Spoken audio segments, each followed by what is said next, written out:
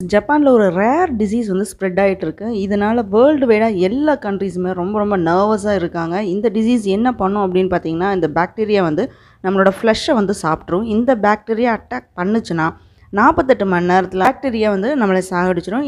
இந்த டிசீஸ்க்கு என்ன நேம் வச்சுருக்காங்க அப்படின்னு பார்த்தீங்கன்னா, ஸ்ட்ரெப்டோகோக்கல் டாக்ஸிக் ஷாக் சிண்ட்ரோம்னு வச்சுருக்காங்க. ஜூன் 2லேருந்து இந்த டிசீஸ் வந்து 941க்கு மேலே வந்து அஃபெக்ட் ஆயிருக்குன்னு சொல்லிட்டு இருக்காங்க. ஃபர்ஸ்ட் வந்து அது குரூப் ஏ ஸ்ட்ரெப்டோகோக்கஸாக தான் இருந்துச்சு. அந்த இன்ஃபெக்ஷன் ரொம்ப ரொம்ப அதிகமாகி இப்போ வந்து ஸ்ட்ரெப்டோகோக்கல் டாக்ஸிக் ஷாக் சிண்ட்ரோமாக வந்து ஃபார்ம் ஆயிருக்கு. இந்த டிசீஸ் வந்தால் குழந்தைங்களுக்கு தொண்டையில் வீக்கம், புண்ணு வரும். அது மட்டும் இல்லாமல் காய்ச்சல், குளிரடிக்கும், அதே மாதிரி கொமட்டல் வரும், மசில் பெயின், இதெல்லாம் ஒரு அறிகுறியாக இருக்கும். 24 மணி நேரத்துலேருந்து 48 மணி நேரத்துக்குள்ளே நம்மளோட பிளட் ப்ரெஷர் வந்து ரொம்ப ரொம்ப லோ ஆகிடும். அதுக்கப்புறம் உடலில் இருக்கிற எந்த பார்ட்டுமே ஒர்க் பண்ணாது. ஹார்ட் ரொம்ப அதிகமாக துடிக்க ஆரம்பிச்சிடும். ப்ரீத்திங் ப்ராப்ளம் வரும். 50 வயசுக்கு மேலே இருக்கிறவங்க தான் அஃபெக்ட் ஆவாங்க அப்படின்னு வந்து இன்ஃபார்ம் பண்ணியிருக்காங்க.